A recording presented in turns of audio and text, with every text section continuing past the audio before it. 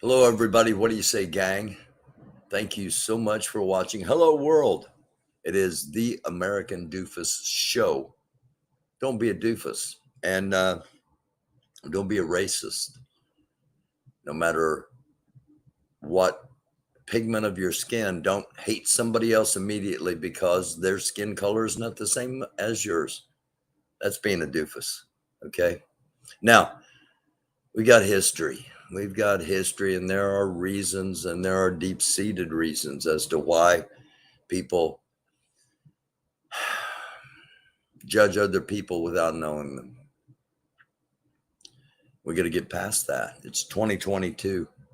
We got to move forward. We got to move ahead.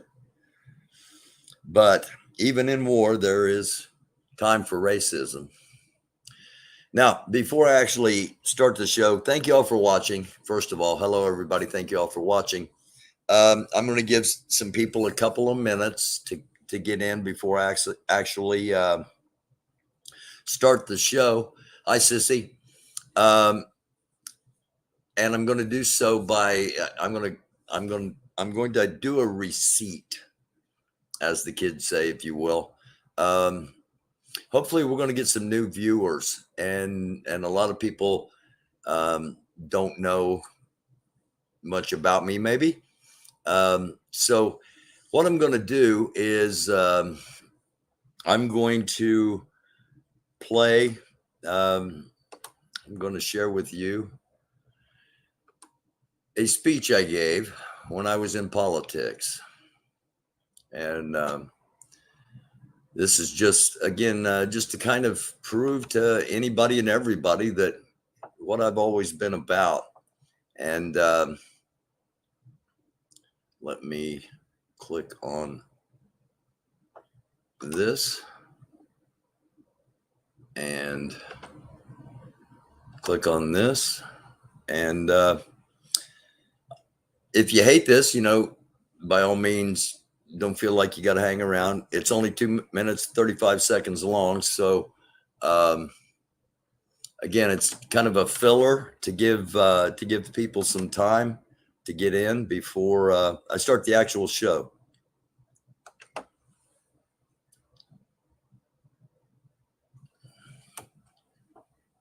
Spikesville, Indiana, originally. Of course, I hit the wrong button. Here we go. Thank you all very much. My name's Barry Welsh. I'm from Spiceville, Indiana, originally. My dad worked at the Chrysler plant in Newcastle. My sister works at the Vistion plant on English Avenue in Indianapolis, local 1111. I am a proud member of a working family.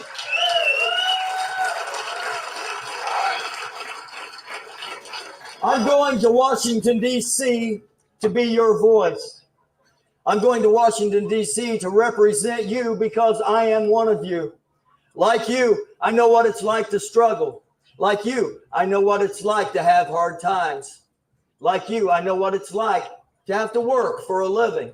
We need representation, ladies and gentlemen, in Washington, D.C. We as the middle class, we as the workers of America need representation in Washington, D.C.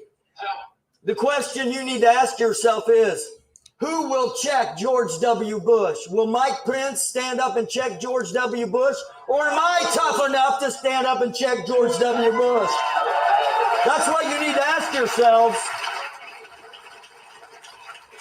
Let me tell you something. For the past 18 months, I've been running around the 6th District of Indiana shouting, I have had enough. Because I've had enough. I've had enough of illegal immigration. I've had enough of jobs being outsourced. I've had enough of union busting. I've had enough of high gas prices. I've had enough of the war on the middle class. If you've had enough, let me hear you say, enough! Enough! Ladies and gentlemen, NAFTA, CAFTA, how much more of the shafta is the American worker going to have to take until we say enough?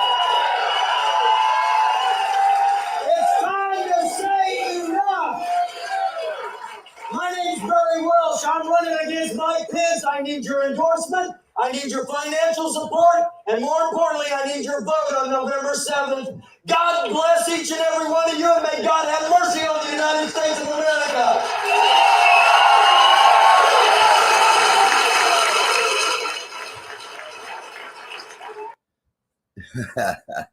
All right. Hello, everybody. If you're just joining us, it's the American Doofus Show. Don't be a doofus. That was some crazy dude from years ago. And bringing some receipts. Yes, Carpe. Hello, Thunder. Shamshawal.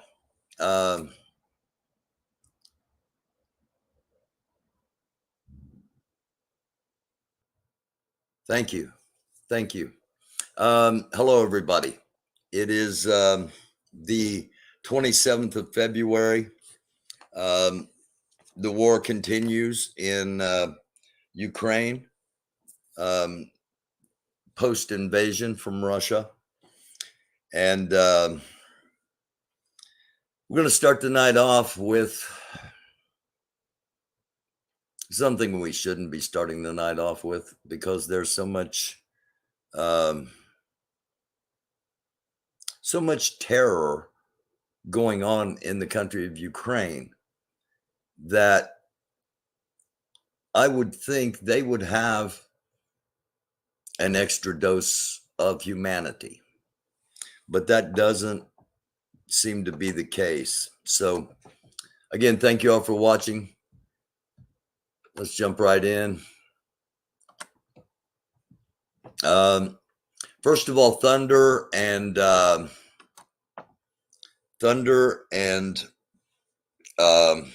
someone else called attention to discrimination at the border, racism at the border with Poland, and Sissy sent me the story, and this was posted 5 hours ago. I've always got to look up and make sure I get the right stream up, because sometimes I hit the wrong stream in production.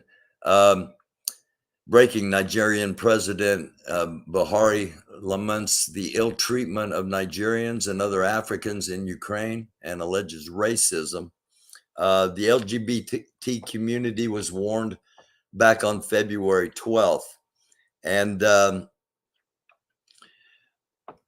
we've got to remember that one of the things that Putin said was, that they were going to remove the Nazis from Ukraine, and there are Nazis in Ukraine. This was from July 16 of 2020. Far-right organizations openly inciting racial hatred and ideology, as a result of which ethnic and national minorities are facing discrimination and stigmatization. So this is nothing new. Now, there are Nazis in Ukraine. Ukraine is not a Nazi nation. There are Nazis in America. America is not a Nazi nation. That doesn't mean either one of them don't have the potential to be. But there's a difference between having Nazis in your country and your country being Nazi. Let me repeat that. There's a difference between having Nazis in your country and your country being Nazi. Now, that being said, we can presume that the communities of color in Ukraine, I imagine many of them are students, and I imagine many of them just stay pretty close to campus, because the culture, Ukraine has not had, well, first of all, Ukraine's been cut off from the world basically for the past 30 years because they were part of the USSR, and they were behind the Iron Curtain. So they haven't had a lot of interaction with people of color.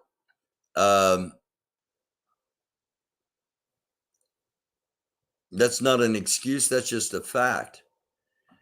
And the only reason I stayed on this was to bring up Belarus says constitutional referendum passes, revoking its non-nuclear status and paving the way for Russian nuclear weapons in the country.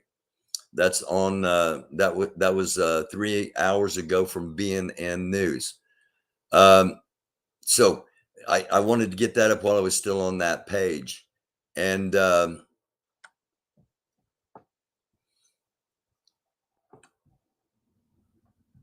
I want to share this briefly, and then I have a video that kind of just sums all of it up. And thanks to Dee Dee, she provided a whole bunch of stuff. I could fill hours of with what she provided, and thank you for sharing, as always. Okay. After Indian students, okay, first of all, Indian students were discriminated against. Then Africans faced racial discrimination in Ukraine, and they allege they are not being allowed to cross the borders. And I want to just touch a little bit on this story. Nigerian students trying to escape war-hit Ukraine have allegedly that there's racial discrimination among evacuees. A Nigerian medical student at Poland-Ukraine border told me she had been waiting 7 hours to cross. She says border guards are stopping Black people and sending them to the back of the queue, saying they have to. Queue is a line. Queue in Europe means line, back of the line. Saying they have to let, quote, Ukrainians, unquote, through first. And Poland Border Force spokesperson had said they are allowing anyone to enter Poland from Ukraine. Okay, it's the Ukrainian border guards that are stopping people. And a similar problem faced by Indian students stranded at the border. Reportedly, the Indian students have not been allowed to cross the border and were told, when your government has not cooperated with us, why should we cooperate with you? Okay, there's more. When I first started looking, there wasn't much about this, but it has begun to circulate widely. And right after the afternoon edition of the show, and Thunder and somebody else telling me, I think it was T-Rex. I think Thunder and T-Rex were the ones that told me it was going on. And again, thanks to Sissy and thanks to Dee Dee for sending information. I started looking at it, and I haven't asked a lot of questions to the people over in Ukraine. The people I've been most communicating with are, with the exception of a couple people that aren't communicating with, not for intelligence reasons, to make that clear. And what I was told was that I asked, is this going on? And there was a long pause. And it was explained to me like this: you have those in your country that would be doing the same thing to your Blacks in your police departments. And I said, well, yeah, we do. That's not but is that an excuse? If it is, it's unsatisfactory. And the response was, not an excuse, it's just a reality. Let's watch this.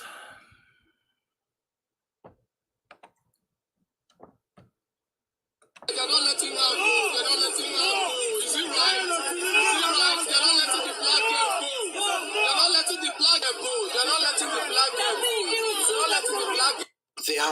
an uproar after details emerged that Black Africans in Ukraine are being denied entry into trains that are supposed to ship them away from Ukraine to neighboring countries. And the fact that there are no air travel, the only way out of Ukraine is to connect to any neighboring country to the west, and then, of course, take your plane back to your home country. So the only mode of transport left are the trains that connect Ukraine to neighboring countries like Poland. But Africans are being denied entry into those trains. Away from the trains, even those Africans who are lucky enough to get or to trek their way to the Polish border, they are not guaranteed entry. Poland is denying Africans direct entry into their country. Now, again, he just said Poland was denying entry into their country. That is the total opposite of what I've been told. What I was told from the Polish side is anybody can come in. From the Ukrainian side is I've been told Ukrainians first. Now, I have heard that those that get into Poland, those in the communities of color that get into Poland are only going to be allowed to stay there for 15 days. And then they have to return or leave Poland to go to their homeland. We are not allowing any black people to enter inside this. We are all here. It's only Ukrainians that they are allowing in. Even the ones with kids, they're not allowing them in. They only have been here for days and nobody's asking any questions. Only Ukrainian woman and kids they are allowing in through this gate. All the places blocked and all that black from different communities, from different countries. Nobody's talking to us. One Twitter user said that Poland says white people can come with no documents, no COVID-19 test, and you can even bring your dog. But don't bring Africans. And the only passport refugees need to enter Poland is whiteness.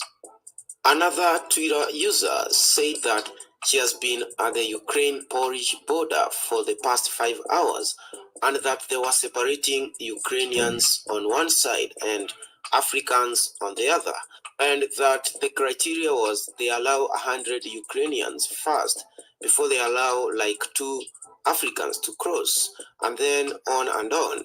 And she was wondering that if they allow a lot of Ukrainians to cross before foreigners, then who will be left to fight for Ukrainians?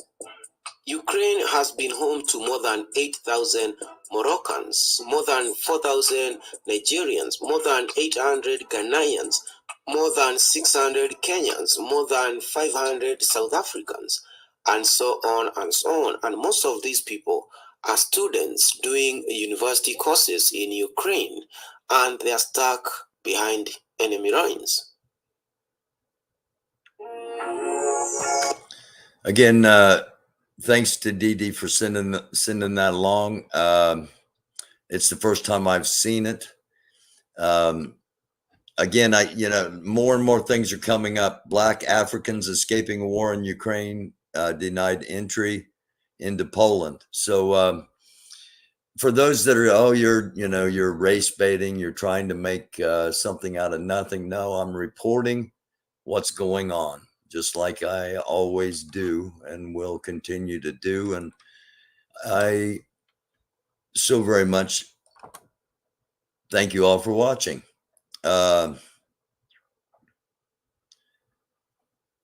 Philly Strong, hello to everybody out there watching. Feel free to hop in the chat. It gets active sometimes. Most of the time I'm not on this page. And even if I forget to take myself off this page, when I start doing the actual part of the show, I need to move things around. So I generally disappear, so you don't see me going like this all over or typing or whatever. They can only stay 15 days. Yes, Thunder. I heard that I heard that reported. Actually, I was watching a live stream from Nigeria of a host talking live with people from Nigeria trying to get out. And one of the guys said he had talked to one of his friends who had made it in, but could only stay there 15 days. The man he was talking to at that time was in Kiev, and he could not get out. He couldn't get a taxi cab to the bus station, and then his friends had walked to the bus station, and once they got to the bus station, they weren't letting them on the bus to take them to the train station, and then once they did get to the train station, they couldn't get on the trains. So this shows about equality, justice, and freedom. And at the moment, we are celebrating Ukraine and their attempt at freedom, because it's obvious we got some ways to go, Ukrainians, with equality and just treatment. So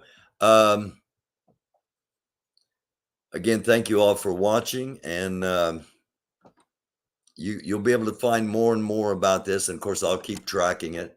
But let's get to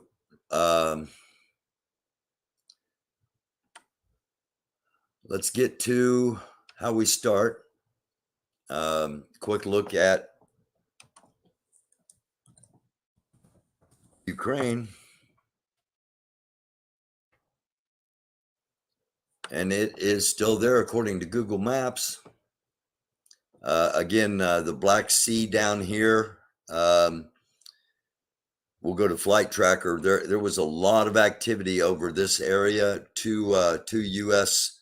spy planes and a U.K. spy plane. And I speculated that there might be something going on with the Navy, the Russian Navy here in the Black Sea. There was. They landed near Odessa.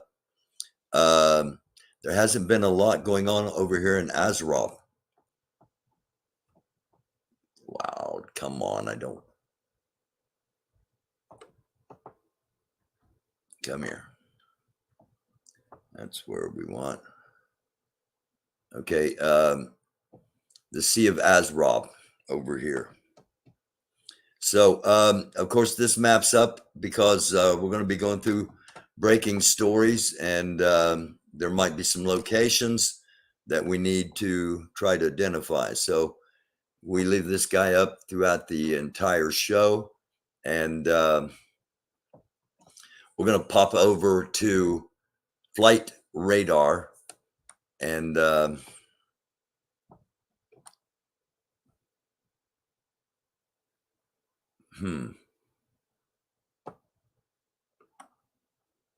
it seems like all well,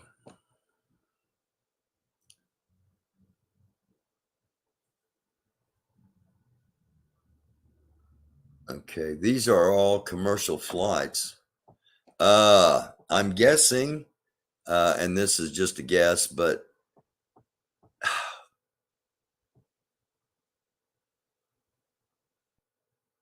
trying to get down to the Black Sea. There's no.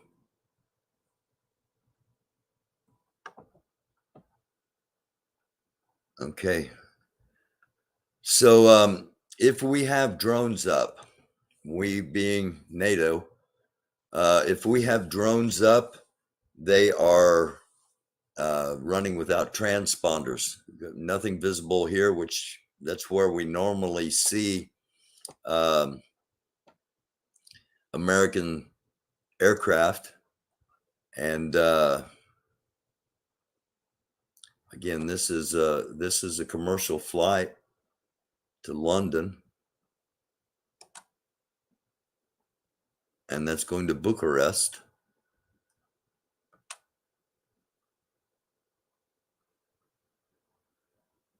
Okay, that's just conditions at the airport. All right, so odd. In this afternoon's episode, we had 3 planes flying in circle right here, and tonight there's nothing. And again, I'm imagining there are planes out there, and drones, but they're running in the dark tonight. So the latest on what's going on in Ukraine.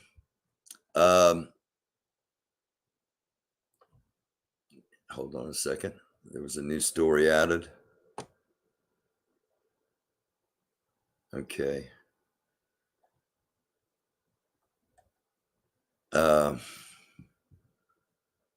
This is horrible, the way CNN sets their page up, but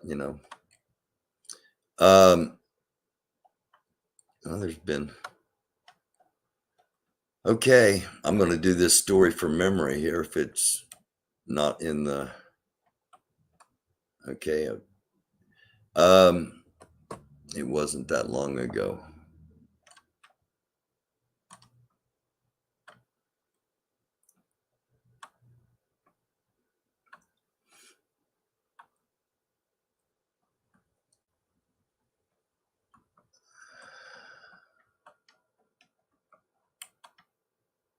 I think the story might have been pulled.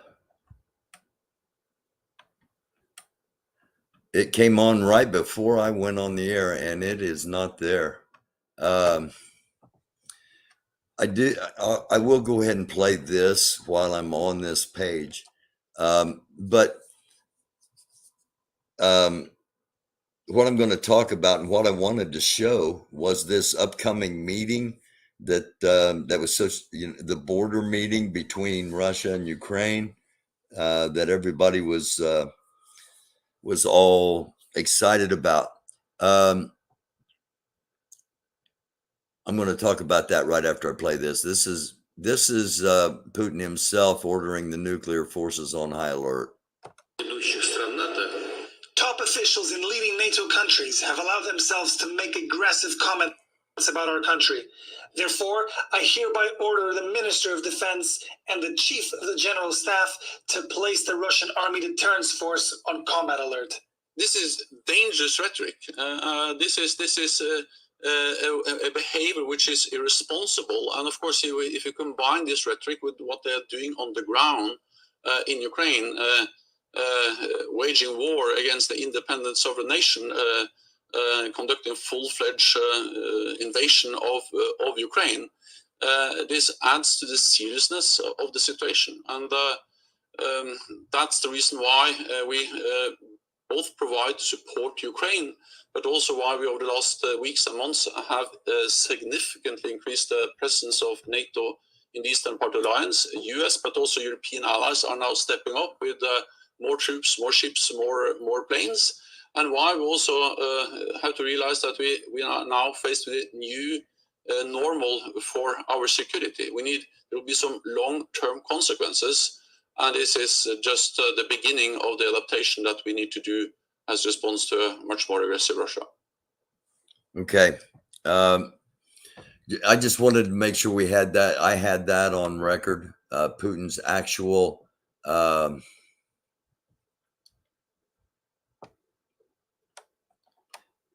actual words as translated. Again, this is just I just came to my Twitter bookmarks here. Another example of the discrimination going on at the Polish border.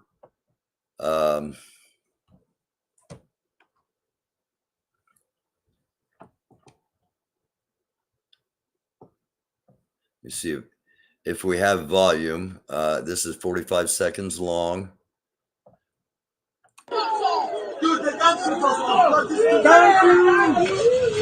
Probably will not be able to understand it, but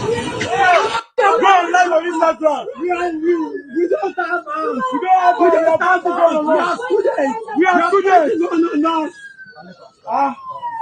What the fuck is happening? We don't have arms. We don't have arms. We have nothing. We are students. students. We are students. We are students. We are students. We are students. We are students. We are students. We are students. We are students. We are students. We are students. Dude, the dump shoot us off. Thank you. Thank you. Go on live on Instagram. We are you. Incredible. And pardon me. I must also mention that while a lot of people are applauding, the fact that basically a lot of the citizens of Ukraine are armed. Last night, a guy had forgot there was a curfew and went out to get some cigarettes, and without notice or warning, was shot and killed by some of his neighbors. This is on here because live streams. If you go to YouTube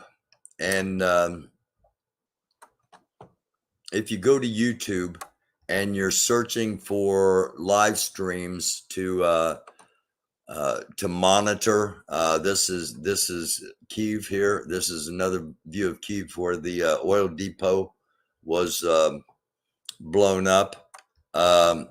Most of the live feeds that they're saying they're live and they're not live, they're just looped feeds, and people are just making money off of those looped feeds. Hold on. Why is this not? Oh, I'm pushing the wrong button. Okay. This is a reporter that was stationed in Kyiv, couldn't take curfew any longer, heading to the front line, catch you on the other side. That was 14 hours ago.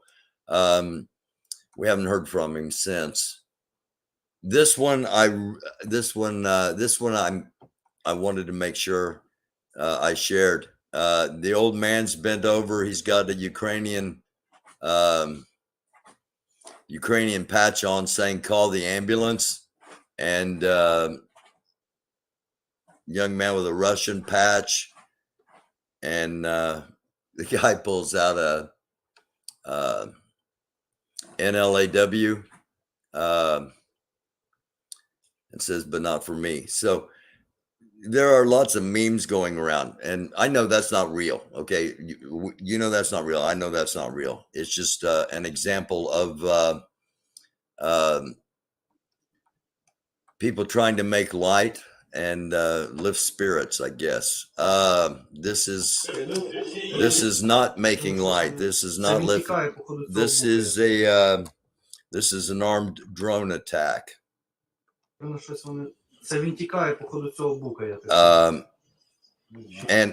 this is a Turkish-made drone.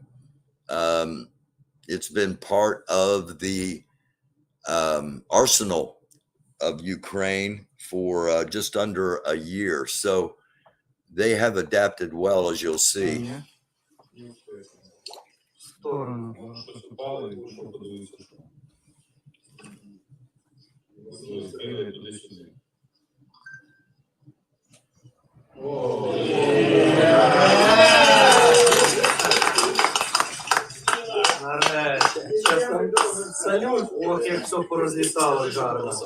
And a direct hit on that column, obviously. I don't know. Okay. I'm just going to run down because I've got 3 days of bookmarks. I've got stuff from the day before yesterday that I wanted to get to and haven't been able to yet. Kharkiv, some of the most intense fighting today, and actually the entire week. or entire 4 days now. С автоматами на изготовку. See Russian troops coming in. 3, 4 КАМАЗ.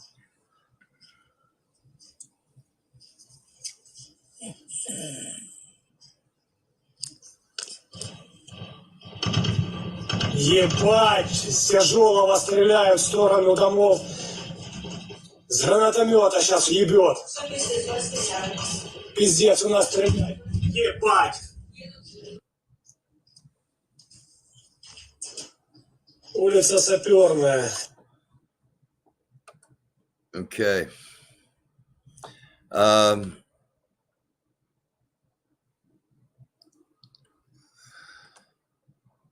This I wanted to show. This I want to share. Okay.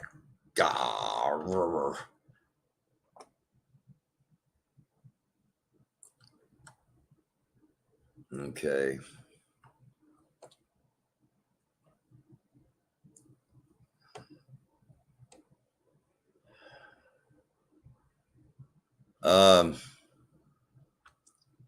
Stop right here for just a second.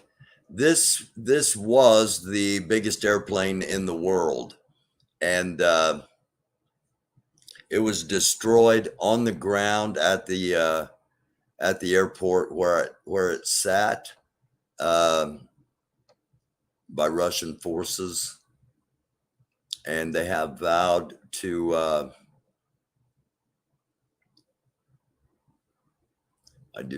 I'm not going to show that at the moment, but here.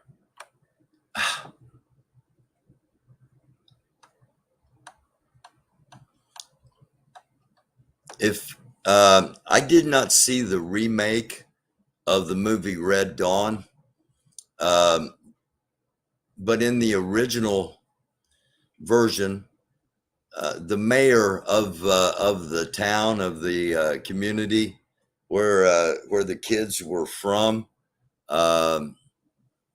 becomes a turncoat and helps the Russians.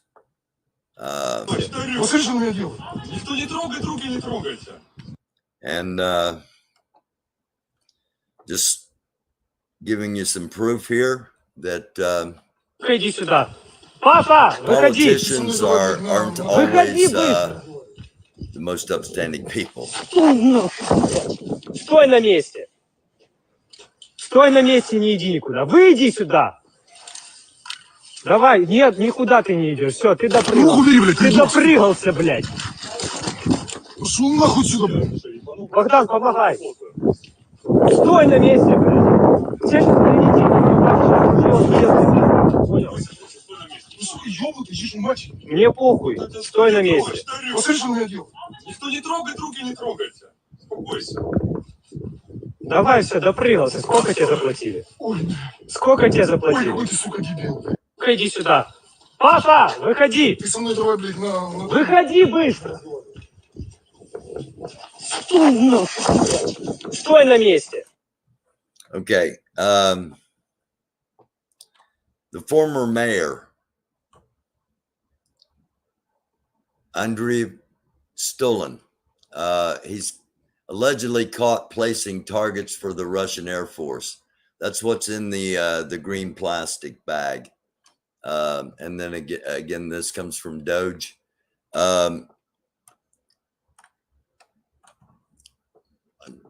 Talk about Trump. Okay, this is my personal Facebook page, so we got to get past any personal information or anything. Russia has plenty of cards on the table. This is from 6 hours ago, 8 hours ago. Why don't I have any? Okay.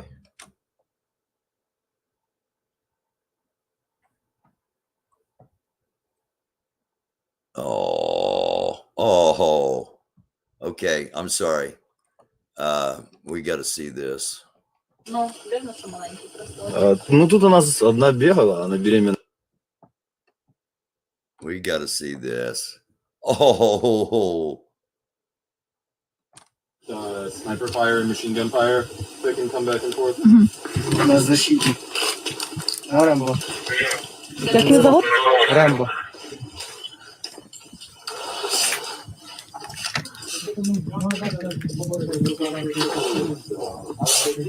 Жалко було одного. Мороз був на дворі. Забралися до напад. Такий став одного.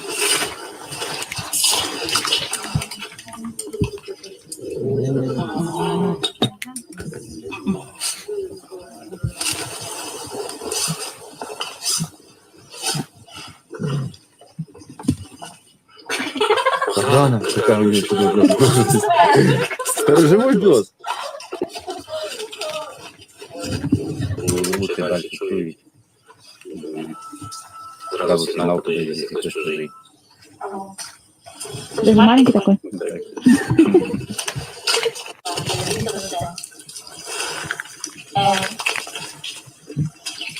okay. Sorry for anybody that didn't like a 1-minute puppy break. Let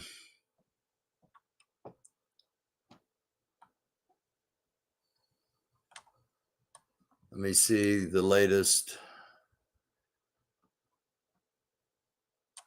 Let me filter out some things to make it easier for us to view. 19 minutes ago, here we go. Now we're getting into what I was hoping for. Next 24 hours critical for Ukraine, Zelensky tells United Kingdom's Boris Johnson. An hour ago, the U.S. for the first time has approved the direct delivery of Stinger missiles to Ukraine as part of a package approved by the White House on Friday. And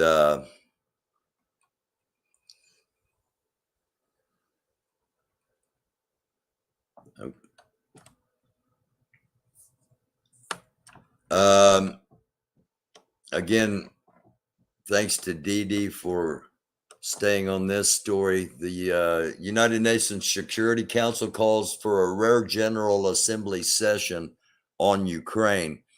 What is so rare is they are going to ask for the General Assembly's approval, otherwise the world's approval, to basically remove Russia as a permanent member and not allow them to vote on this issue because they keep blocking any movement against themselves, which you would expect them to. So that meeting is going to come up tomorrow. Google Maps has blocked 2 features in Ukraine. Well, I'm sorry to hear that. Obviously, we use Google Maps. 34 minutes, Russian forces appear to shift to siege warfare in Ukraine, according to U.S. officials. Crude oil rallies, ruble plunges to record low as Ukraine risks rise. 1 minute ago, the situation in Kyiv remains under control of the armed forces of Ukraine. This is from Nexta TV. Australia is with Ukraine. Canadians stand with the people of Ukraine. Oh, Ukraine's first female pilot died today. What a pretty young woman. So sad. On a good note, we mentioned the Snake Island, and we mentioned the 13 Ukrainian soldiers that were defending that island that were presumed to be dead. They may not be. They may have escaped. So that's another thing in the hundreds of things.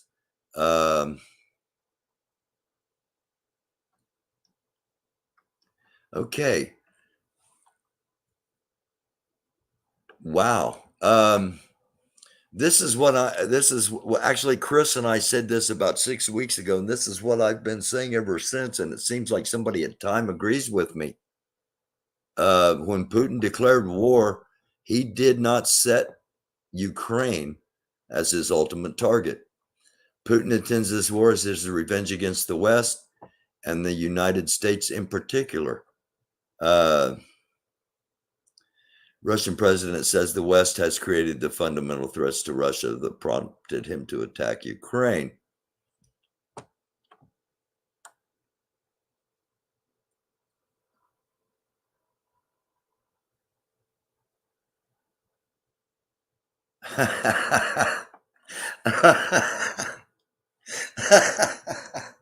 Oh, a much needed laugh. This stuff, believe it or not, spending as much time as I am on all of this, and it may not show it, but I really do put a lot of time into trying to find things to make this a cohesive hour-and-a-half show.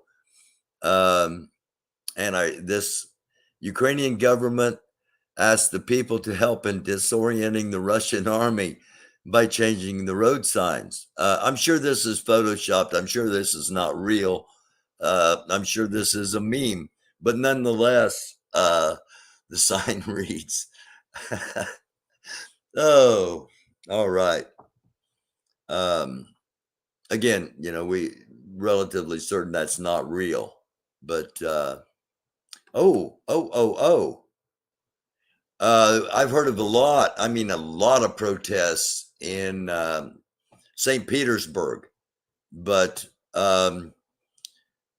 in Moscow from the very get-go, there were like 5 people out there holding a sign saying "Stop the war," and they were immediately put into paddy wagons and hauled off. And this does indeed look like a very significant group singing "Glory to Ukraine." Retweet to let the Ukrainian people know the rest of the world stands with them. This is from an hour ago. As of Sunday night, the media says there's a massive Russian convoy headed toward Kyiv.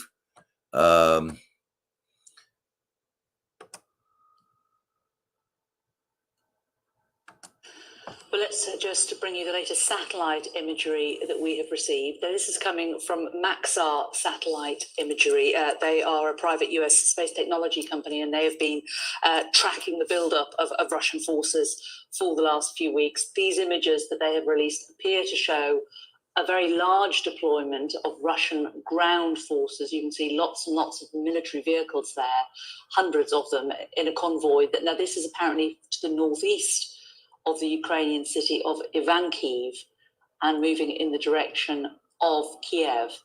We understand that this position is about 40 miles away, which is about 64 kilometers away. And this convoy extends for more than 3 miles in length, about 5 kilometers long. And from the images, it's believed that it's contained fuel, logistics, armored vehicles, and it is traveling along the Shevchenka Road, moving towards Ivankiv. So just to reiterate, these images have come to us from Maxar, which is a private US space technology company which has been monitoring the movement of Russian troops. Okay, that comes from Sky News. So as of Sunday night, the media says there's a massive Russian convoy headed toward Kyiv.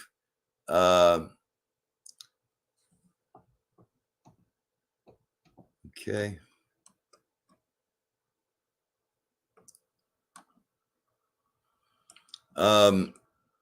This guy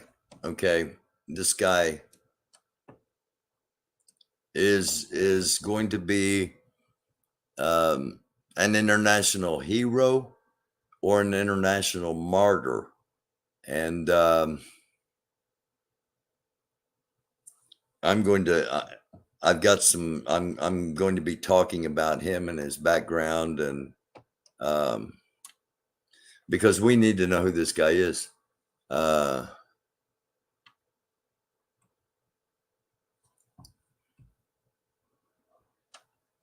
Okay, this gets us back to the border meeting, which I wanted to get into just a little bit.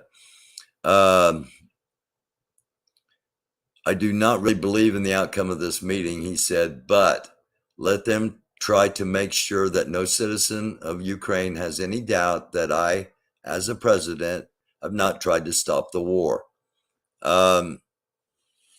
The report I had that it looks like CNN might have pulled was that the Russians were in Minsk waiting on Zelensky, despite the fact that Zelensky said he wouldn't go to Minsk, they would meet on the border.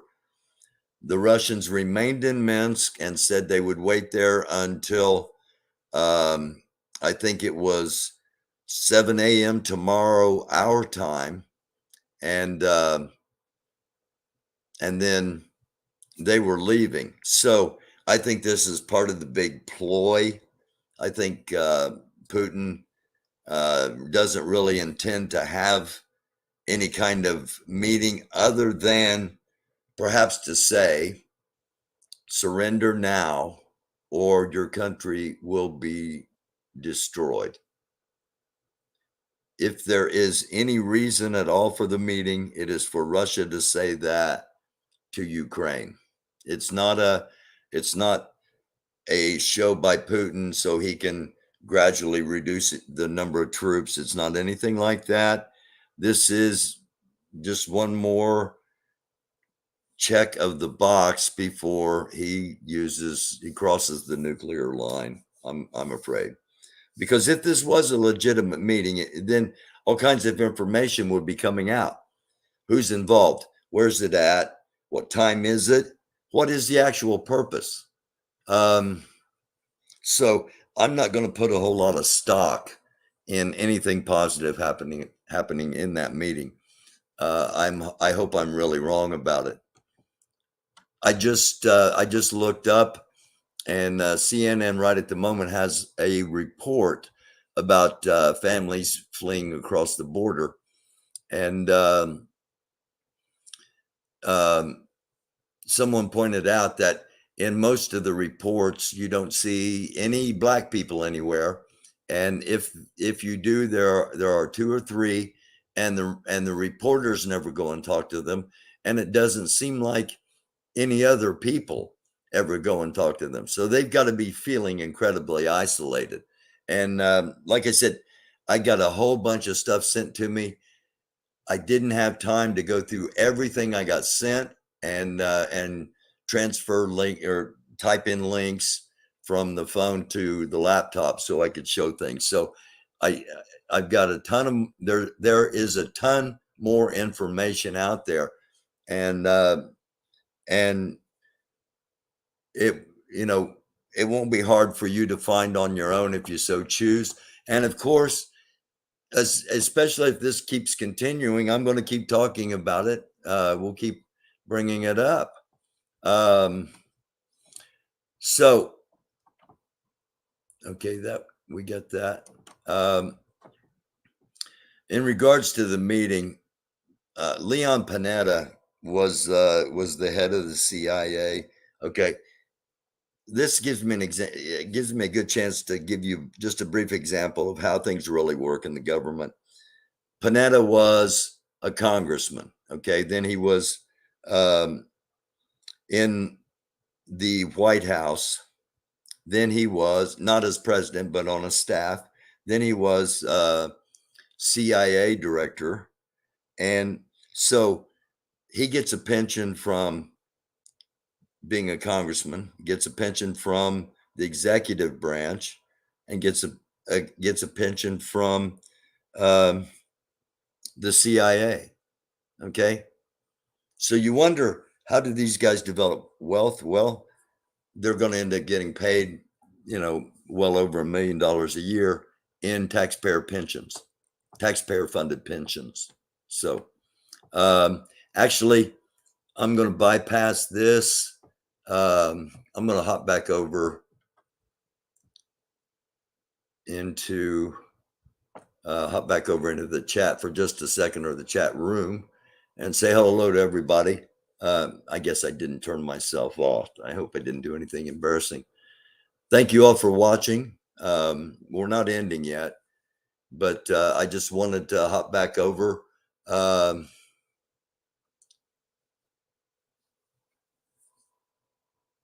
on, T-Rex. Okay, whatever. Not telling you what to think or how to think, but please. I'm getting out of it. I'm getting out of getting away from. I can't see the chat, so I got a couple of more things to share, and I mentioned this afternoon in the afternoon episode that Russia had the biggest bomb in the world. It's called the Tsar bomb, and I haven't shown it yet. And I mentioned today that, don't count out the fact that Russia doesn't launch a nuclear missile, a long-range missile at Ukraine. Don't discount the fact that they could, by plane, much easier drop a bomb, especially without detection, because as soon as an intercontinental ballistic missile comes out, people know it. All right. When a plane's flying overhead, you're not sure what it is. And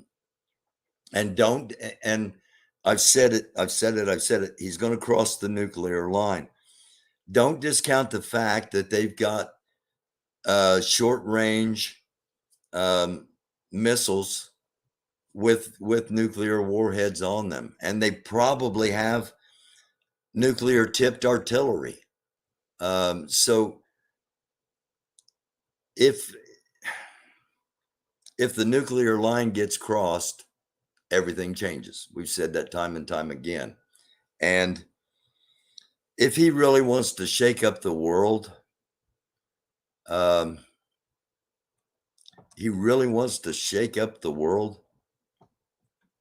this is how it would be done. It was on this frozen desert island, in the most dangerous period of the Cold War, that the ultimate explosion took place. Novaya Zemlya, in the Arctic Barents Sea, is where the Russians demonstrated their nuclear might, testing bombs of ever-increasing power.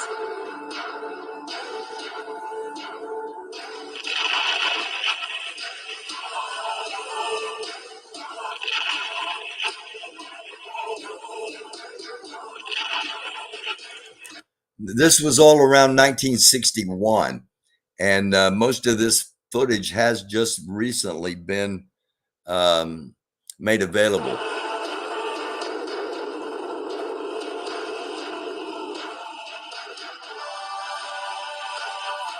October 30th, 1961, they pushed the limits of explosive power further than they'd ever gone, or will probably ever go again. This bomb was codenamed the Tsar. It contained the equivalent of 58 million tons of TNT, or all the explosives used in World War II, multiplied by 10. The Tsar, the biggest bomb, the most powerful device mankind has ever constructed, was to be their masterpiece. And a political showpiece, too. 6 camera crews were assigned to film this unique moment in history. The air crew were hand-picked. They'd been warned their safety couldn't be guaranteed. They could avoid being blinded by the light. But being knocked out of the sky was quite possible. The exact moment of release was controlled from the ground. The bomb had been given a parachute to slow its descent and give the crew more time to escape.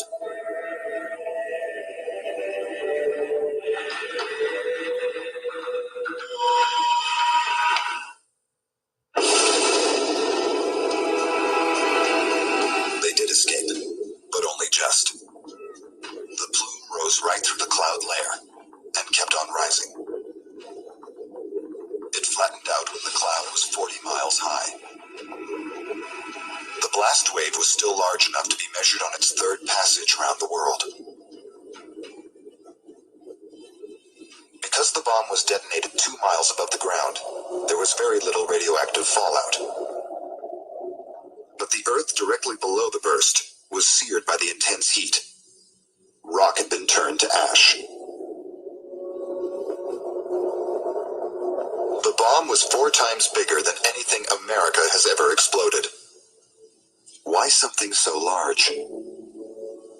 The United States could develop very accurate missiles. The Soviets never mastered that technique very well, and to compensate for that, they really could level a very large area and take out their intended target without having to actually hit the target itself. But why did the quest for ever bigger bombs suddenly cease? As the destructive power increased, political leaders worried more and more that they were really playing with fire. In 1963, the superpowers banned bomb tests in the atmosphere, underwater, and in outer space. I think that the Soviet detonation will probably be the biggest ever man-made detonation. Yeah, without a doubt. They have the biggest toy in the toy box. And again, it's called the Tsar Bomba. I don't think it will ever be used. I hope it's never used. But at the same time, as I said when I started the video, if he really wants to shake up the world, he drops one of these. I don't think that's going to happen. I don't think that. I think he will cross the nuclear line, but I don't think he does it in such a way that the United States is forced to respond, unless that is the whole key, is that he wants a forced response from the United States. And Biden hasn't given it to him. And Biden constantly says he's not going to use force. I've been saying all along, this is not about Ukraine. I've been saying this is about drawing the United States into a 2-front war over Ukraine and over Taiwan. And with the way Putin is acting and behaving, the statements he's making, I'm not sure China is, I'm not sure Putin is acting in the way that China thought he would behave. So it's going to be I hope it's an interesting couple of days. I hope it's not I hope we don't find ourselves in a situation that we can't get out of. I hope there's not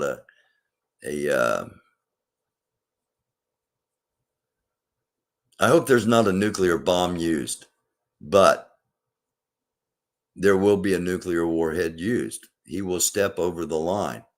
And the reason I did the video I did this afternoon, and I played the part about the movie at the end,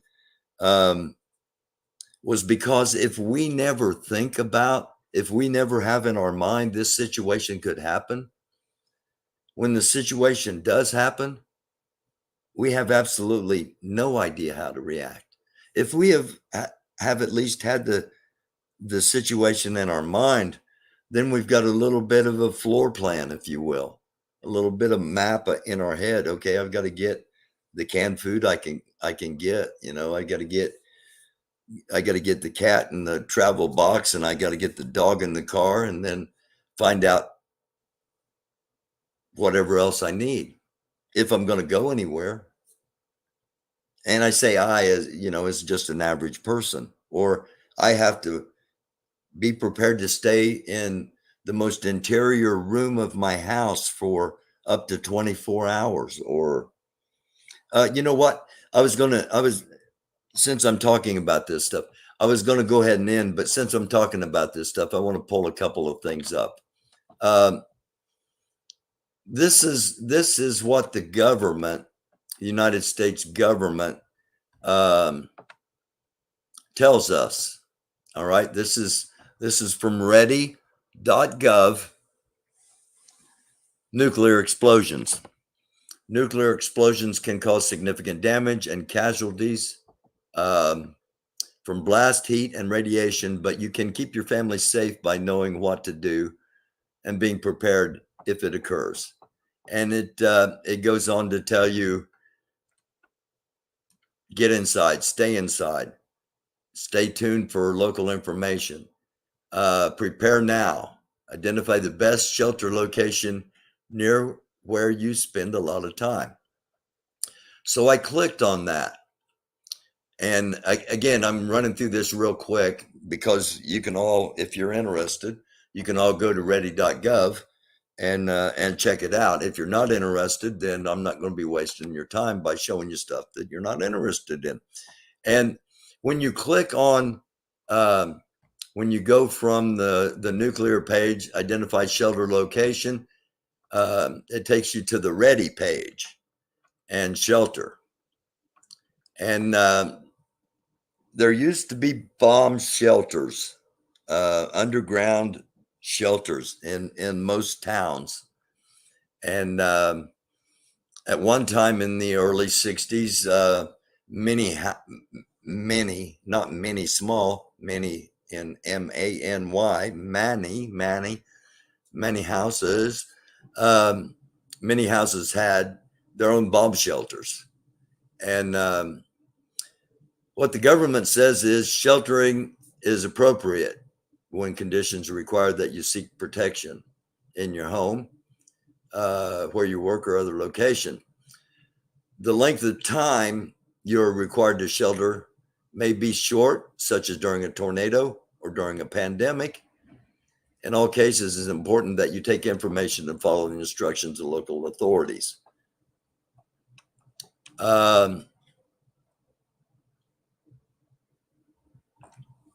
It doesn't really mention any possibility of nuclear. It says tornado or pandemic. And there aren't really any shelters.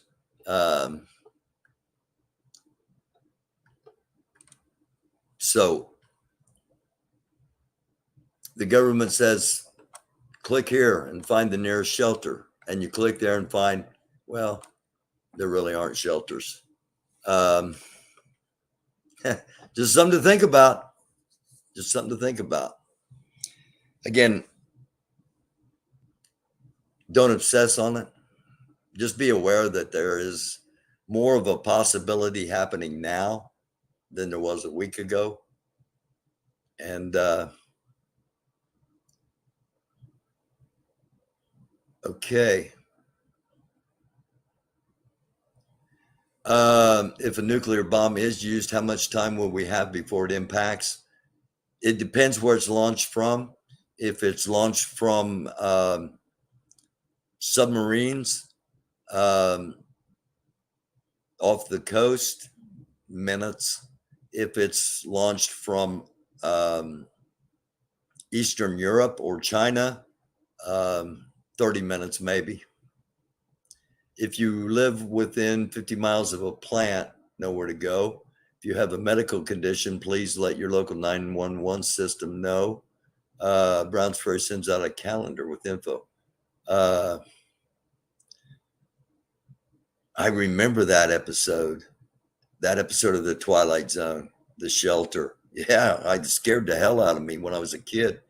I will. Okay, sissy. I'll show those. I got so much stuff up my computer. I had to shut some things down because my computer's running really slow. And I got to get a new computer. It's got sticky keys. It's 14 years old. And I end up putting up 28 different things to show. Coming up on an hour and 15 minutes. That's a good time. Let me see let me see if, okay. Sissy, I don't think I got any pics. Did you send them to my Facebook? Oh, hey, Thunder. Thank you. Thank you all for watching. Always greatly appreciated. Share the episode. Hit the like button. Hit the subscribe. If you are a subscriber, hit the notification. I'll be on tomorrow with I may be on in the morning. That's why I say hit the notification. I'll be on in the afternoon if nothing major goes on. But if this meeting happens, and there's, if the meeting happens and there's an outcome, or if there's an ultimatum, we'll hop on and let everybody know. Okay. All right. Thank you, Sissy. Thank you, Carpe Diem. Thank you, T-Rex. Thank you, Thunder. Running up through here. Kelvin. Everybody in the chat. Everybody out there watching. And even in war, there's, I'm sorry, somebody hit a super chat. Thank you. I had missed that before. Thunder, thank you, man. All right. Greatly appreciated. All of you watching. Again, share the video, put it on your social media, let people watch. It's going to be, I've got a whole series of them now. So you can tell people to go back and watch specific episodes for specific information. And I need to do kind of a catch up, kind of a summary episode where I just kind of take us again from the start to where we are now, and because so many things have happened in such a short amount of time. I will be back tomorrow afternoon, probably around 2 p.m. for the midday update. I may be on in the morning, depending on what happens tonight. And again, what happens, supposedly 7 a.m. is the deadline if there's going to be a meeting. So I may be on in the morning, and if not, I'll be on probably around 2. Then again, tomorrow night at 10:30. I love you all. Love you all, love you all, love you all. Thank you so much. Namaste. Shalom, salam. Peace. It's a dark world.